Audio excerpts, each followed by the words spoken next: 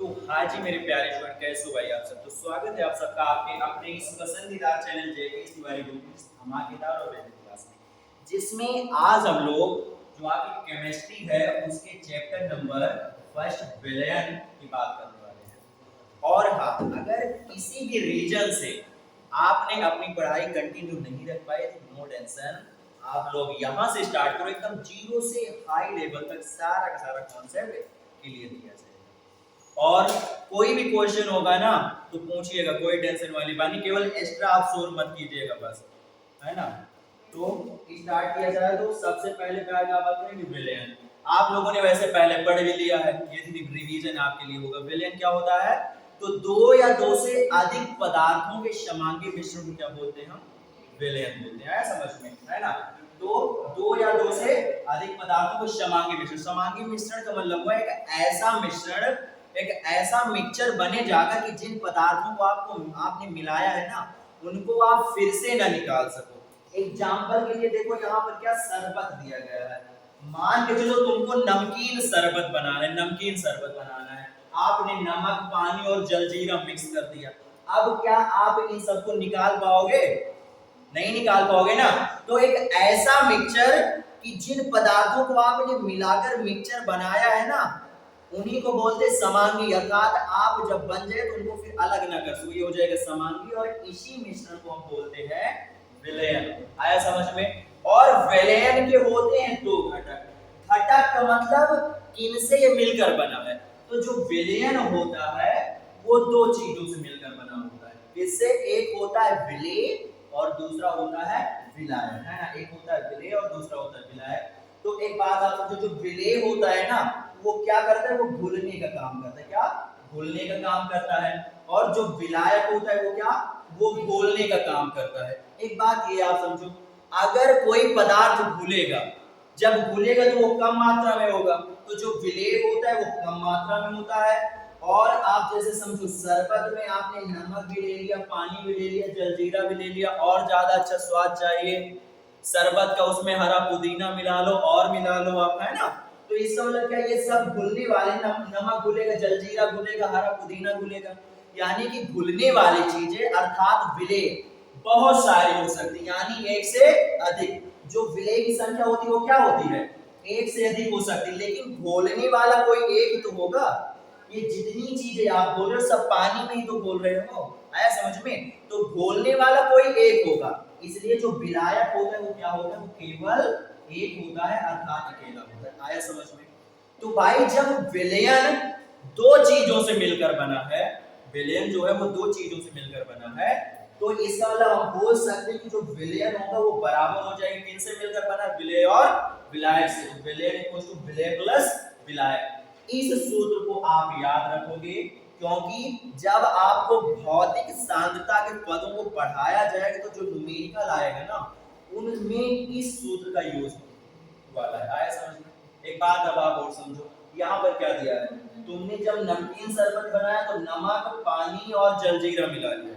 यानी कि जितने पदार्थों से मिलकर बनता है शरबत या मिश्रण या विलयन, तो उसको उतने अंगी वाला विलयन बोलते हैं। जैसे मान के चलो, है ना, जैसे मान चलो आपने क्या किया, दो पदार्थ केवल लिया, है ना। आपको मीठा शरबत बनाना, चीनी और पानी आपने ले लिया, चीनी और पानी आपने ले लिया, है ना।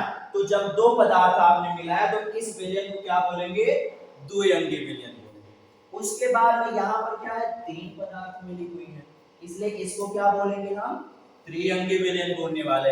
ऐसे आप जब चार डाल दोगे तो चतुर्थ अंगी विलयन हो जाएगा, पंच अंगी विलयन हो जाएगा। यानी जितने पदार्थ उसमें, अंगी मतलब अंग, अर्थात इतनी चीजें इसमें उपस्थित है।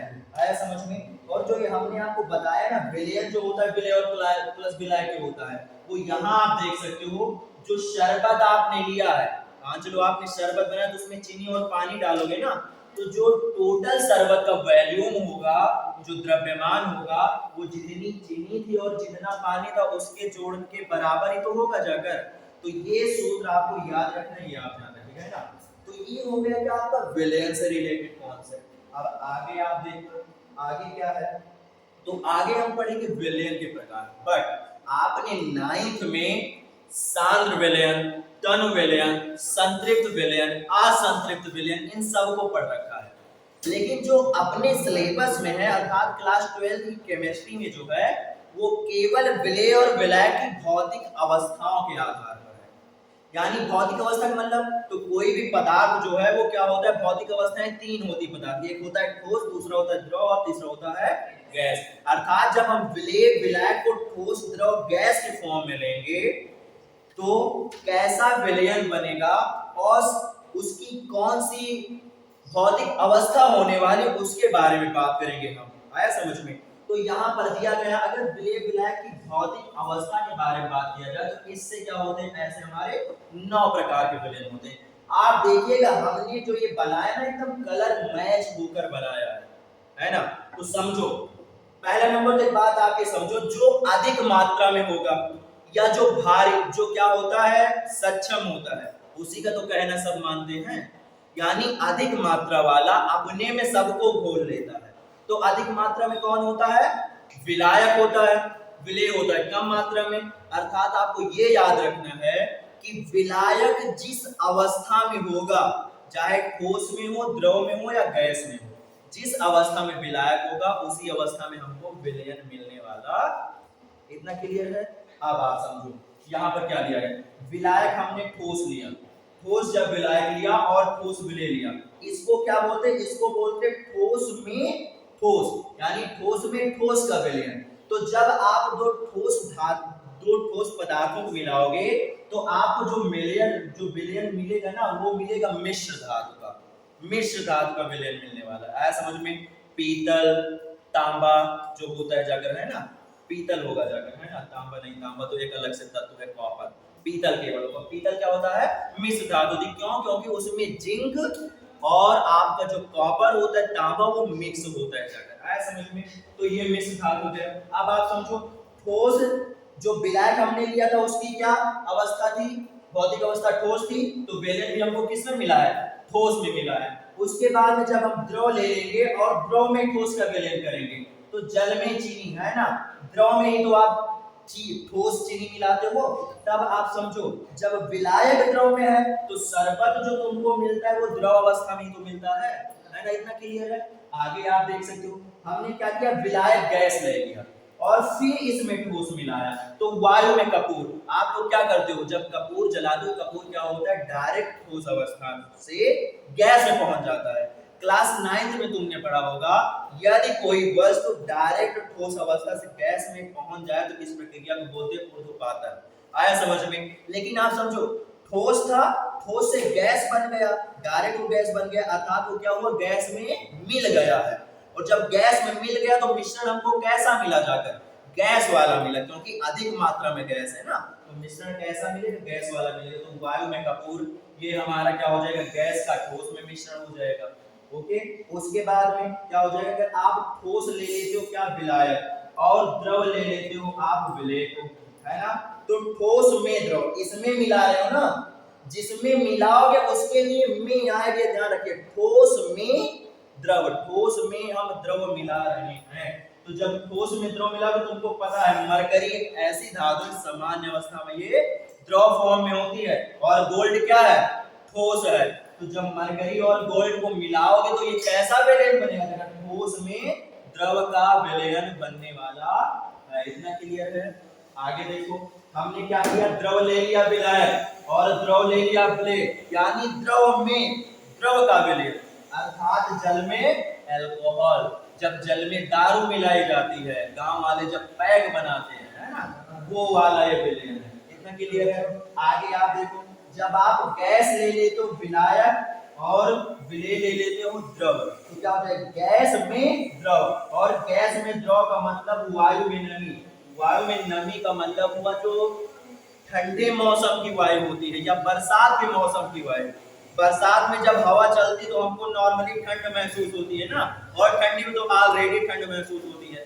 तो ठंडी और बरसात में जो वायु होती है उसमें क्या होता है, नमी होती है, अर्थात पानी मिला होता है, और वो पानी जब अपनी बॉडी में पड़ता है तो टेम्परेचर बॉडी का कम हो जाता है, इसीलिए क्या होती है, ठंडी लगती है। इतना है समझ में? तो वायु में नमी, है ना, वायु में नमी। उसके बाद तुमने क्या किया, विलायक ले लिया ठोस और विलेय ले लिया गैस, इसमें क्या हो जाएगा ठोस में गैस यानी पीबी, लेड यानी सीसा, है ना, सीसा हो जाएगा, सीसा में आप क्या मिला दो हाइड्रोजन गैस मिला दो। और उसके बाद तुमने क्या किया विलायक ले लिया, द्रव में गैस ले लिया विलेय में, तो द्रव में गैस आप मिलाओ, द्रव में गैस यानी जल में क्या करो CO2 मिला दो, जो ठंडा वाला जो सारा पोर्शन आता है, स्प्राइट हो गया कोको कोला हो गया, है ना, या अदर जो होते हैं जाकर उनमें क्या होता है लिक्विड में हमारी गैस मिली होती है, स्प्राइट में भी जो गैस होती है वो क्या होती है जाकर वो यही होती है कार्बन डाइऑक्साइड होती है। जब आप उसको ज्यादा उस पर प्रेशर डालोगे यानी उसको जब हिलाओगे तो क्या होगे उसके अणु हो जाते हैं गतिशील, और जब अणु गतिशील हो जाते हैं तो उसी समय अगर आपने उस बोतल की सील तोड़ दी ना तो एक लोग के पीने वाला पार्ट बाहर ही चला जाएगा, आया समझ में। तो वहां पर जल में क्या होता है गैस घुली होती है। उसके बाद तुमने विलायक भी गैस ले लिया और विलेय भी गैस लिया, अर्थात गैस में गैस का विलय, तो गैस में गैस का विलय क्या हो जाता है हमारा वायु। तुमको पता है वायु में बहुत सारी गैसें खुली है ना, आया समझ में, तो ये हो गया जाकर इतने हमारे क्या होते हैं विलयन होते हैं जाकर, आया समझ में। लेकिन फिर से तुमको बता रहे हैं ये सब कुछ है बेसिक, है ना, 100% होता है सिलेबस जिसमें से 20% पढ़ के 80% मार्क्स तुम ला सकते हो, और 80% पढ़ के केवल 20% मार्क्स लाओगे। इसमें का आएगा तो हो सकता है एक दो क्वेश्चन केवल MCQ का आ जाए, MCQ का बस, और कुछ नहीं आने वाला है। लेकिन तब भी बुक में दिया गया है तुम्हारे कॉन्सेप्ट को क्लियर करने के लिए इनको पढ़ना जरूरी है, क्योंकि जब आगे आप विलेयता पढ़ोगे ना, विलेयता, विलेयता मतलब गैस किसी पदार्थ में कितना घुल सकती है, आया समझ में। ये जो राउल का नियम वगैरह दिया गया वो लोग हम लोग इस वाले कॉन्सेप्ट पढ़ेंगे, तो आगे वाले कॉन्सेप्ट को सीखने के लिए इसको पढ़ना कंपलसरी है ना, आया समझ में। तो ये हो गया जाकर आगे आ जाओ, आगे हम लोग पढ़ेंगे क्या सांद्रता। अब सांद्रता क्या होती है तो आप समझो, जैसे तुमने यहाँ पर देखा क्या, पीछे आ जाते हैं थोड़ा बैठ, तुमने शरबत बनाया तो चीनी में पानी में क्या डाले, चीनी डाले हो, पानी में चीनी डाले हो, तो जब पानी में चीनी डाले तो आप समझो जब थोड़ा चीनी डालोगे पानी में, है ना, मतलब चीनी की मात्रा कम और पानी की मात्रा अधिक हो तो थोड़ा कम मीठा रहेगा शरबत, और अगर आप चीनी बढ़ा दोगे थोड़ा ज्यादा मीठा हो जाएगा। ऐसे अगर लगातार आप बढ़ाते रहोगे तो क्या होगा, एक ऐसी पोजीशन आएगी ये सीढ़े में कन्वर्ट हो जाएगा, है ना, सीढ़े में कन्वर्ट हो जाने वाला है। उसके बाद में एक ऐसी पोजीशन आएगी ये चीनी घुलना ही बंद कर दी जाएगी, वो दूसरा विलयन कहलाता है, असंतृप्त विलयन कहलाता है, यानी जब विलेय पदार्थ विलायक में घुलना बंद कर दे तो असंतृप्त विलयन हो जाता है। तो हम बताना क्या चाह रहे हैं कि जो सांद्रता होती, सांद्रता सिंपल सा ये होता है कि किसी विलयन में आपने विलेय पदार्थ को मिलाया कितना है, विलयन में विलेय पदार्थ की जितनी मात्रा होगी वही उसकी क्या हो जाएगी सांद्रता हो जाने वाली है। देखो वही आगे दिया गया है ना, वही दिया गया, किसी विलयन में विलेय पदार्थ की घुली हुई मात्रा यानी आपने कितना उसमें मिलाया है वो क्या हो जाएगी आपकी विलयन की सांद्रता कहलाती है। और जो विलयन की सांद्रता है ना इसके पदों से इसे हम व्यक्त करते हैं, यानी विलयन की सांद्रता उसके पद से ज्ञात किया जाता है।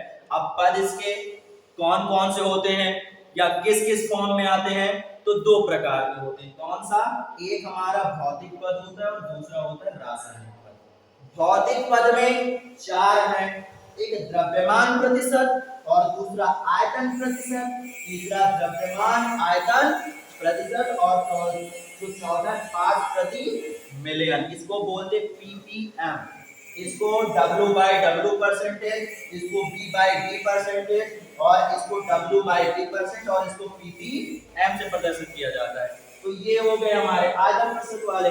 रासायनिक पद जो होते हैं, है ना, भौतिक पद हो गया, रासायनिक पद में हमारा मोलरता आता है, मोलरता आता है, और चाहे आप मोल प्रभात बोलो या मोल अंश बोलो बात एक ही है, दोनों शब्द एक ही होता है, समझ में, है ना। और इसमें क्या होता है, इसमें नॉर्मलता और फॉर्मलता भी आता है, लेकिन उसको हमें नहीं पढ़ना है। और इसमें pp भी आता है, पार्ट प्रति विलयन आता है, उसको हमें नहीं पढ़ना है, केवल इन्हीं सात को पढ़ना है और नहीं पढ़ना है। आया समझ में, है ना, ये हो गया जाता है। अब आगे आप आ जाओ, हम फर्स्ट भौतिक पद के द्रव्यमान प्रतिशतता वाला जो सांद्रता वाला पद इसको पढ़ने वाला है ना। तो आप समझो यहाँ पर द्रव्यमान जो होता है वो क्या होता है, ग्राम या तो किलोग्राम में मापा जाता है है ना।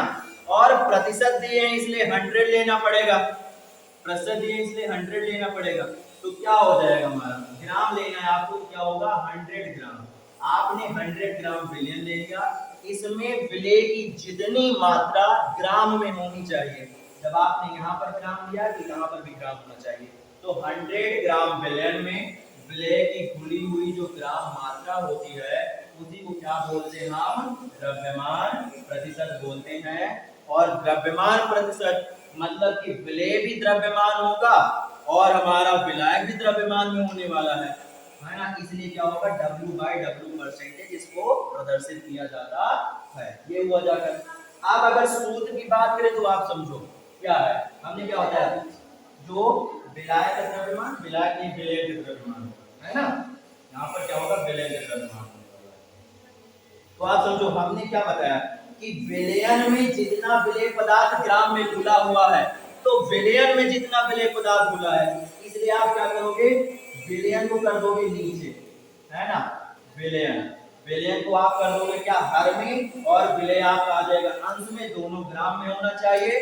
प्रतिशत है इसलिए 100 का क्या करना पड़ेगा, आपको मल्टीप्लाई करना पड़ेगा। जो सूत्र बनेगा द्रव्यमान प्रतिशत का वो हो जाएगा विलय का द्रव्यमान ग्राम में अपान में, विलयन का द्रव्यमान ग्राम में इंटू में 100, ये हो जाने वाला है। उसके बाद में आपको पता है, अभी इससे पहले हमने बताया था, जो विलयन होता है वो विलय प्लस विलायक होता है, यानी विलय और विलायक को जोड़ने के बाद तुमको विलयन मिलने वाला है। इसका मतलब इस विलयन के साथ हम विलय और विलायक भी रख सकते हैं। आया समझ में। जब विलय और विलायक के फॉर्म में तोड़ेंगे तो थोड़ा आसान हो जाएगा, क्योंकि ये सूत्र वहीं अप्लाई होगा जहां विलयन का द्रव्यमान और विलय का द्रव्यमान दिया गया हो। आया समझ में। अगर विलायक और विलय का द्रव्यमान दिया गया है ना, तो इस सूत्र से आप नहीं निकाल सकते। ये भी आपको पता होना चाहिए कहां पर कौन सा सूत्र अप्लाई होगा। तो आप समझो विलयन जो होता है वो क्या होता है, विलय प्लस विलायक होता है। विलयन को हम ए मान लें और विलायक को मान लें बी, तो जो हमारा क्या हो जाएगा, विलय का द्रव्यमान हो जाएगा WA हो जाएगा, और विलायक का जो हो जाएगा वो क्या हो जाएगा, WB हो जाएगा। आया समझ में। विलयन के साथ विलय प्लस विलायक होना चाहिए। तो जो छोटा सा सूत्र बनेगा जाकर, इतना बार बार देखोगे थोड़ा ज्यादा टाइम भी लगेगा, इसको आप सिंपल से लिख सकते हो W/W percentage equal to WA upon में WA प्लस में WB इनटू में 100। इसका भी मतलब वही हुआ जाकर विलय का द्रव्यमान और अपान में विलयन का द्रव्यमान, लेकिन ग्राम में लेना, ये आपने है ना। अच्छा, ये तो हो गया जाकर कॉन्सेप्ट। यहाँ पर हमने एग्जांपल के फॉर्मेट में लिए रखा है। क्या आप लोग बता सकते हो कि इसका मतलब क्या होगा, बताओ क्या होगा इसका मतलब। ये यहाँ पर 5W/W परसेंटेज लिखा, इसका मतलब क्या होगा, क्या आप ये बता सकते हो। या नीचे 10W/W परसेंटेज दिया गया है, 15W/W परसेंटेज दिया गया है, क्या आप बता सकते हो। अब आप समझो, फिर से यहाँ पर आ जाओ। बोले क्या, विलय पदार्थ की घुली हुई मात्रा, यानी जो परसेंट में निकलेगा वो विलय पदार्थ को ही तो हम निकालेंगे। सांद्रता क्या है, विलयन में जितना विलय घुला हो। तो जो अगर हम सॉल्व करेंगे तो इन सब में हम लोग विलय का ही मान निकालने वाले हैं, विलायक का नहीं निकलेगा। तो अगर 5% W/W दिया गया है तो प्रतिशत इसलिए 100 हो जाएगा, द्रव्यमान इसलिए ग्राम हो जाएगा। तो इसका मतलब क्या हो सकता है कि जो 100 ग्राम विलयन है उसमें 5 ग्राम हमारा विलय उपस्थित है। आखिर विलय तो इसमें से निकलेगा और विलयन लेना है 100 ग्राम। तो इसका मतलब क्या हुआ जाता है, इसका मतलब ये हुआ जाकर कि जो 100 ग्राम विलयन है, 100 ग्राम विलयन, विलयन में क्या 5 ग्राम विलय, विलय है। बताओ आया इतना समझ में, इतना क्लियर है। सेम टू सेम यही नीचे भी हो जाने वाला है, सेम टू सेम यही नीचे हो जाएगा, है ना। क्या हो जाएगा, यही नीचे हो जाएगा। 100 ग्राम विलयन में 10 ग्राम विलय, और उसके बाद में 100 ग्राम विलयन में 15 ग्राम विलय। बताओ आया समझ में, यही होने वाला है। यहाँ पर हम 1 बढ़ा देंगे और उसको काट कर वहां पर 10 दे देंगे। अब भाई हमारे लिए तो ये फायदा है कि हमने कॉपी कर दिया, तुम लोग को तो पूरा लिखना पड़ेगा। ये है कॉपी करने का जुगाड़, है कॉपी करने का जुगाड़, कर लो कॉपी फिर, है ना। तो ये हो गया जाकर, आया समझ में, ये हो गया। उसके बाद में अब आप सब ये तो कॉन्सेप्ट हमने पढ़ लिया। हम आ जाते हैं न्यूमेरिकल पर आगे आ जाते हैं ना। देखो यहाँ पर क्या दिया गया है, 15 ग्राम नमक को जल में घोलकर 150 ग्राम विलेन बनाया जाए। समझो 15 ग्राम नमक, तो विलेन जब बनेगा तो क्या होगा, उसमें नमक आप घोलोगे, विलेन में नमक घुला रहेगा ना, अर्थात ये हो जाएगा क्या, विलेय वाला पोर्शन।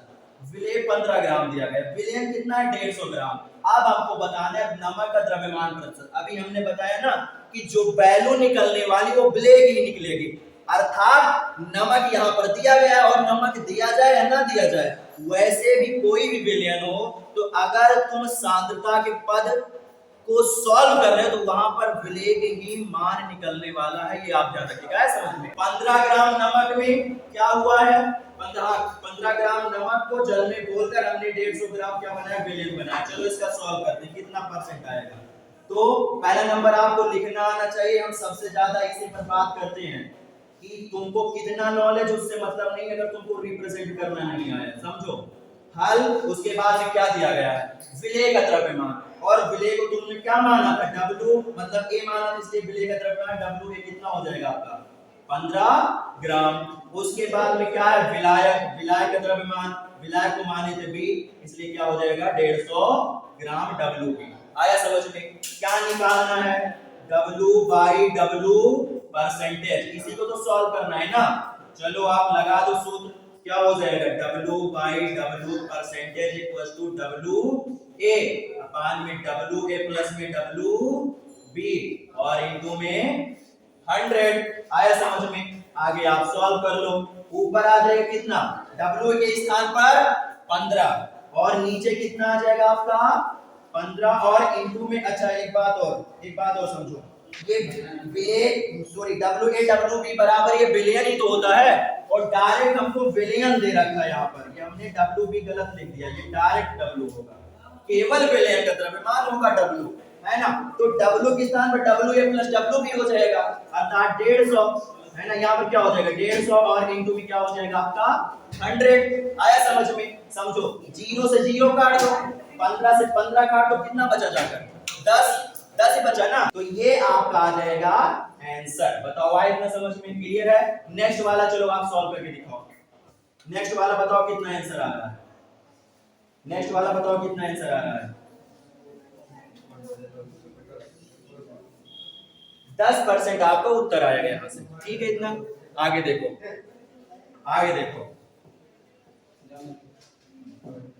है ना, यहाँ से भी क्या करो आप, हल की हेडिंग डाल दो, इसको देखो जल्दी से सॉल्व कर दे रहे हैं ना।